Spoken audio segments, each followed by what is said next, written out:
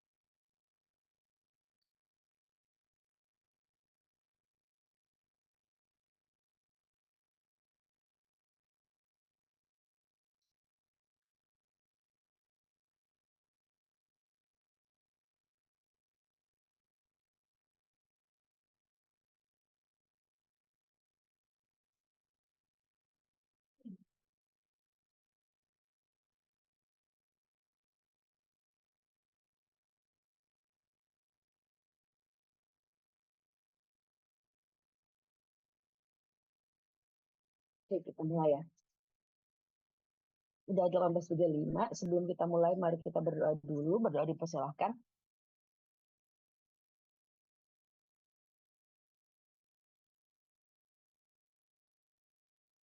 Dapat diakhiri. Ini yang neuropediatri dulu ya, Rek ya. Lebih gampang. Ya, gampang sih, ya lebih gampang langgep.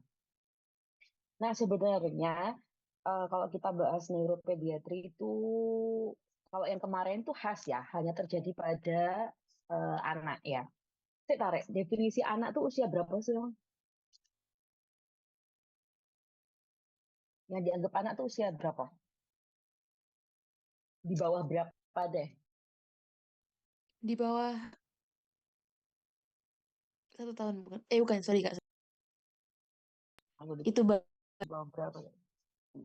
Anak yang masuk ke kasusnya anak yang diperiksa sama spesialis anak kalau umurnya berapa? Di bawah 12. Di bawah 18 tahun. Jadi selama sampai 18 tahun tuh yang megang masih dokter anak. Di atas 18 tahun yang megang nanti dokter penyakit dalam. Nah, yang dibahas di neuropediatri 2 itu sebenarnya bukan khas penyakit pada anak. Ya, bisa penyakit pada dewasa, tapi bisa terjadi pada anak juga. Nanti ada GBS, ada miastenia gravis, itu semua sebenarnya bisa terjadi pada dewasa juga, nggak khas punya anak ya. Makanya nanti kamu PPT ini, materi ini, nanti kamu akan ketemu lagi di blog neuro ya. Jadi yang pertama adalah GBS, Guillain-Barré Syndrome.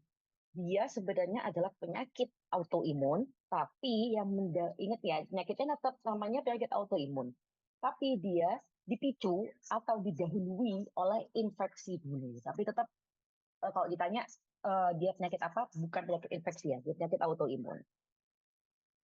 Nah, di mana dia cukup langka ya. Nah, tapi guys, meskipun langka, lagi-lagi kan aku punya kutukan kan. Kalau aku ngajar itu pasti ada. Nah, baru tadi aku disuruh ngisi sama perawat ruangan, disuruh ngisi mau merujuk pasien dengan GBS. Nggak kaget karena hari ini mau ngajar GBS. Ini sebenarnya cukup langka ya sebenarnya ya. Dan biasanya pada remaja, jarang sih pada tua gitu. Dan aku nggak tahu ada hubungannya apa enggak, tapi kata ini ya, sering terjadi pada negara dengan vaksin polio. Padahal penyebabnya bukan karena polio ya guys ya. Yang di highlight di sini, tadi kan aku bilang penyakitnya autoimun, tapi didahului oleh infeksi sebelumnya. Yang paling sering, tolong di highlight ini ya, Campylobacter jejuni. Makanya pada orang GBS selalu, seringnya besar ya, selalu didahului sama diare. Jadi diare dulu, terus diarenya sembuh, habis itu dia GBS gitu. Selain si jejuni, ada sitomegalovirus, ada Epstein-Barr, sama herpes. Tapi paling sering si jejuni. Oke. Nah, sekarang patofisnya kenapa? Autoimunnya karena apa? Karena ini. Jadi yang diingat ya, dia penyakit autoimun didahului oleh infeksi. Yang paling sering si Campylobacter jejuni. Di mana patofisiologinya autoimunnya namanya molecular mimicry. Molecular mimicry itu apa? Apa ya namanya? Menyamai, memiripkan. Jadi awalnya itu kan tubuh orangnya terinfeksi sama Campylobacter jejuni ini. Imun kita ya. Nah, imun kita itu kan merespon nih ngelawan si Campylobacter jejuni tadi kan ya. Akhirnya tubuh kita tuh punya kekebalan nih terhadap Campylobacter jejuni kan. Nah, ternyata si tubuh kita ini, jadi Campylobacter jejuni ini punya kemampuan bikin dirinya itu mirip sama kayak sel saraf, guys. Jadinya tubuh kita yang terlalu sensitif gitu ya, akan menyerang sistem saraf karena tadi itu. Jadi saraf sistem saraf itu sel saraf dipikir Campylobacter jejuni, makanya diserang. Itu namanya molecular mimicry, menyerupai. Nah, bagian sel saraf mana? Yang pertama LMN ya. Jadi GBS ini masuk ke dalam penyakit neuro yang LMN, lower motor neuro. Mana sih Twitter keluar sih Twitter ini. Pokoknya LMN ya, lower motor apa namanya neuron. Jadi nggak kena ke otak, nggak kena ke medula spinalis, tapi kenanya ke saraf perifer ya. Mana tempatnya di saraf perifer? Ada dua tempat yang sering. Tempat yang pertama adalah gap. Nah, gap antara selabung myelin itu namanya apa? Nodus ranvier. Di sini kan, ini nodus ranvier. Guys, kok nggak bisa sih, tak ganti ini. Nah, ini nodus ranvier. Atau yang kedua, kena ke selubung myelinnya. Nah, selabung myelin itu kan selnya kan sel swan ya. Ini makanya kena ke sel swan. Jadi ada dua, ada yang kena ke nodus ranvier, ada kena ke sel swan. Nah, nanti gejalanya beda guys. Kalau yang kena ke sel swan nanti gejalanya apa, kalau yang kena nodus ranvier gejalanya apa. Yang paling sering dua ini, ada AIDP, ada yang aman. Yang paling sering di antara dua ini yang paling sering adalah AIDP malahan ya. AIDP itu yang kena sel myelin ya. Jadi ada namanya demyelinalisasi. Karena tadi ya menyerang ke bagian ini, akhirnya tuh myelinnya bengkak, terus kayak menipis myelinnya gitu. Nah ini ya, ada AIDP, ada aman. Aman tuh berarti yang kena motorik tok. Kalau amsan, motorik sama sensorik. Yang berikutnya ada MFS, Miller-Fisher Syndrome. Jadi biasanya 4 ini yang sering dibahas ya. Ya ini jarang sih. Yang ini cuman ininya apa namanya antibodinya ya. Kalau AIDP masih belum diketahui sekarang penyebabnya apa. Kalau AMSAN sama aman GM nggak usah dihafalin, nggak apa-apa kalau ini. Yang penting kamu ingat ini tadi autoimun, seringnya Campylobacter jejuni menyerang myelin atau nodus ranvier tadi. Ini patologis lebih detailnya lagi ya. Jadi kan awalnya ini nih ada infeksi GI tract Campylobacter jejuni atau RESPI, bisa karena sitomegalovirus, HIV juga katanya bisa, Epstein-Barr bisa. Terus habis itu sembuh nih dari Campylobacter jejuninya, sembuh. Tapi ingat tadi kan tubuh kita menyerang hal yang mirip gitu kan. Ini molecular mimicry. Atau ada yang bilang masih idiopatik, nggak diketahui penyebabnya apa. Nah, terus nanti akan menyerang tadi ya sel saraf tadi, bisa kena ke apa nodus ranvier, bisa kena ke selubung myelin tadi. Nah, yang menarik lagi di GBS pemeriksaannya, guys. Bentar. Jadi karena dia kena ke sistem saraf tadi, sistem sarafnya kan bengkak tuh, myelinnya bengkak. Karena bengkak, jadinya permeabilitasnya itu naik, jadi bolong-bolong. Sehingga proteinnya keluar ke cairan cerebrospinal. Jadi di highlight tolong di sini ya. Salah satu lab ciri khas dari GBS adalah kalau kamu cek ininya apa namanya cairan cerebrospinalnya, kalau kamu numbal fungsi ada namanya tulis ya disosiasi sitoalbumin. Apa itu? Proteinnya tinggi tapi sel yang lain normal. Protein tinggi tapi gulanya normal karena tadi proteinnya bocor. Itu namanya disosiasi sitoalbumin. Diingat pasti keluar. Di pediatri pasti keluar, di neuro pasti keluar, di UKBPD pasti keluar. Itu khas, disosiasi sitoalbumin. Oke. Nah, terus karena tadi ada masalah ya di mana di LMN-nya, di sistem saraf perifernya, akhirnya kan ada gangguan konduksi dari saraf. Nah, tadi kalau ada yang aman, ada yang AMSAN, yang ada yang AIDP. AIDP. AIDP itu singkatan dari akut inflammatory demyelinisasi polineuropati. Kalau aman berarti cuma kena ke motor. Kalau AMSAN kena motor dan sensorik ya. Di mana keluhannya nanti ada kelemahan dari kaki dan duanya karena dia simetris, oke? Gangguan sensoris juga, tuh. Jadi dari bawah dulu, awalnya lemah bagian bawah, terus naik ke atas. Itu khas GBS, oke? Dan ada yang menarik, kalau bisa sampai ke atas banget kena ke ini, sistem saraf kranial. Sistem saraf kranial kalau kena ke nervus yang bagian mata, okulomotor ya, nervus 3, nervus 4, dan nervus 6, berarti orangnya nggak bisa gerak-gerak gitu kan. Kan itu fungsinya untuk menggerak otot bola mata ya.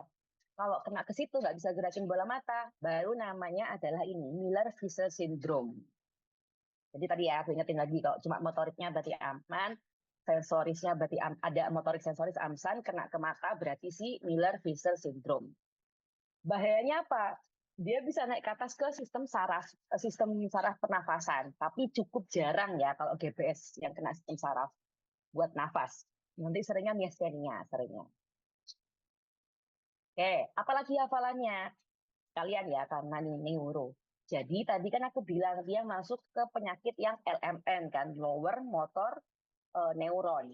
Ciri khas dari LMN, satu, refleks patologisnya negatif. Yang kedua, refleks fisiologisnya menurun.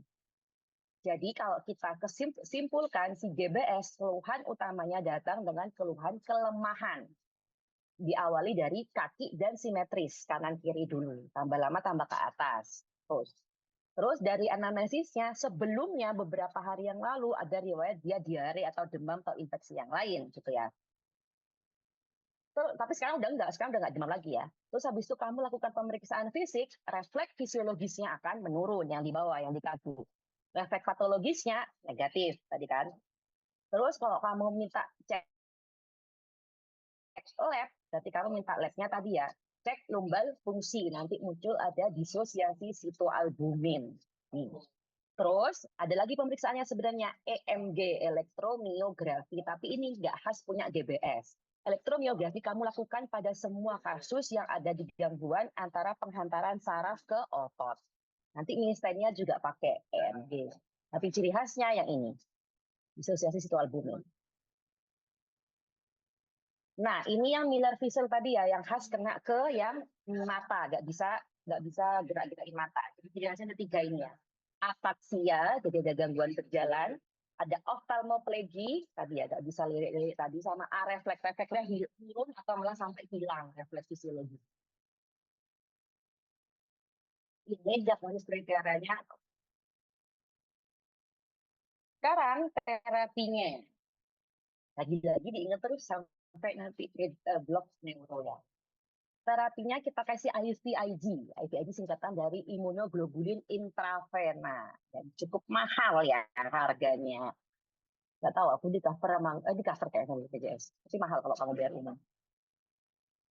Bisa dikasih plasmaferesis kalau sudah komplikasi. Kalau sudah kena ke sistem pernafasan, baru kamu kasih plasmaferesis. Tapi yang terapi awal imunoglobulin, IVIG ya. Kortikosteroid nggak pakai. Prognosisnya cukup baik. Nah, ini singkatannya lagi ya, GBS. Akut inflammatory demyelinisasi polineuropati tadi ya, AIDP. Di mana dimulai dari ujung-ujung dulu, seringnya pada kaki di bagian bawah. Penyebabnya paling sering karena capillometer jejuni. Dan simetris ya, kanan kiri, dimulai dari kaki terus ke atas. Bahayanya kalau kena ke sistem pernafasan, pemeriksaannya refleks fisiologisnya menurun atau malah nggak ada. Terus terapinya kita kasih FVIG, kalau berat dikasih plasmaferesis. DD-nya apa? Kemarin udah di neuro 1, polio. Kalau polio bukan karena autoimun, kalau polio karena infeksi virus. Di mana bedanya kalau polio asimetris ya, kalau nggak kanan ya kiri, nggak Yang kedua, DD-nya lagi, ada MG, myasthenia gravis. Oke, aku coba recall. Rek, kalau tadi GBS, tempatnya di mana tadi? Autoimunnya menyerang apa tadi? Cells1 sama myelin sama Sama, Nervus and oke, nodus radial tadi kan. Jadi ada gangguan di penghantaran. Nah, kalau myasthenia gravis ini juga penyakit autoimun, di mana dia itu menyerangnya, kenanya atau topisnya di neuromuscular junction. Jadi kalau antara saraf seotot itu kan gini ya, Rek. Nah, jadi nanti kan akan mengeluarkan asetilkolin dari sini ya, buat otot itu bisa gerak. Gitu. Jadi aku tanya sekarang, kalau misalnya grafis LMN apa UMN? Kalau di neuromuscular junction masuk LMN apa UMN, guys? UMN. LMN juga. Yang masuk UMN tuh otak sama medula spinalis. Di luar medula spinalis itu juga masuknya LMN. Anggap lagi gini ya, ini otak kita, ini sarafnya, ini otot kita gitu kan. Kalau tadi si GBS, si Australia.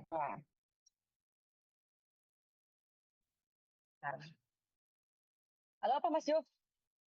Ah, oh ya udah datang nggak? Ya ya oke. Mas Jo, anu yang rujukan kok liatin itu apa? LST minta apa? Belum selesai ada labnya.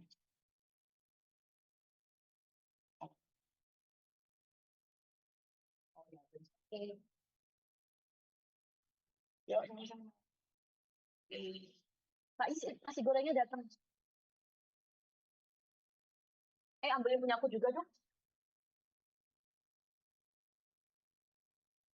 Oke, tapi mana ya? Nah, balik. Tadi itu kan ini anggap menjelas finalis ya, Rek. Ini adalah sistem saraf perifer, ini adalah ototnya. Jadi kalau GBS kenanya di sini. Wah, tapi kalau misalnya grafis kenanya di sini, di antara otot sama sarafnya, neuromuscular junction. Nah, kalau pada anak ada namanya, ada nama sama aja sih adanya patofisiopodus. Cuma namanya adanya JMG, juvenile myasthenia gravis. Kalau terjadi pada anak itu aja. Nah, dia kalau penyebab kalau yang tadi, kalau yang si GBS, patofis dari autoimunnya kan molekuler mimikri ya. Jadi antibodinya menyerang mirip sama si Campylobacter jejuni.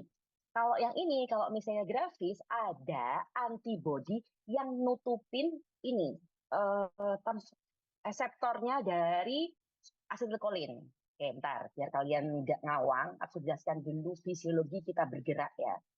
Fisiologi kita bergerak kan dari otak, akan menghantarkan sinyal kan ke saraf ya. Terus nanti sarafnya akan mengantarkan ke otot. Nah, penghantaran itu ada namanya neurotransmitter asetilkolin. Jadi yang bikin kita gerak ini adalah asetilkolin. Di mana nanti ini kan neuromuscular junction nih antara saraf sama otot. Di bagian sini neuromuscular junction ya.